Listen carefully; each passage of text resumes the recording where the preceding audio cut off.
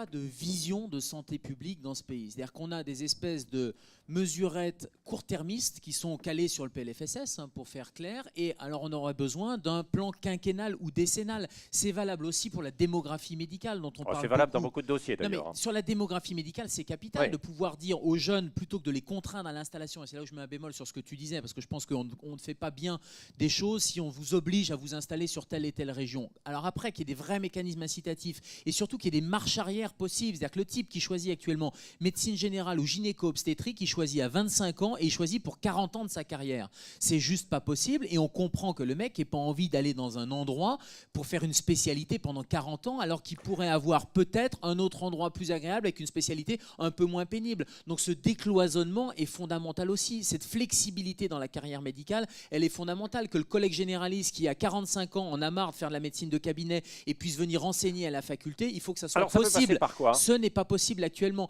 Ça passe par la réforme, à mon avis, en ce qui concerne l'hôpital, déjà des ordonnances de 58, les fameuses ordonnances de Bré qui créent les CHU, et c'était formidable, mais ça crée aussi des rentes de situation. Ça crée des rentes de situation dans certaines spécialités médicales aussi. Certains sont très confortables, d'autres un peu moins confortables, et donc n'ont pas envie qu'il y ait des passerelles qui soient possibles. Donc il faut qu'il y ait des unités de valeur qui soient créables. Il faut qu'on puisse avoir, moi j'ai fait 1 an, j'ai eu la chance de faire un postdoc à Toronto au Canada. Ma patronne qui a 50 ans a décidé de faire de la recherche sur l'arrêt cardiaque après avoir fait 20 ans de médecine générale. Eh bien elle s'est formée, elle est allée dans des équipes de recherche aux États-Unis, mais ces passerelles, cette flexibilité était possible. Sur la réforme de l'hôpital ou des ARS, les agences régionales de santé, donc les fameuses préfectures sanitaires, il faut à tout prix les remédicaliser, comme je le disais. Et donc imaginons des médecins, des hospitaliers, des généralistes, des infirmiers qui, au bout de 20 ans de très bonne connaissance du système, de très bonne pratique du système, donc ils ont une vraie légitimité et expérience, eh bien il faut qu'on puisse les envoyer à l'école de Rennes se former en santé publique, et que ces gens-là soient directeurs des soins ou directeurs médicaux d'agences régionales de santé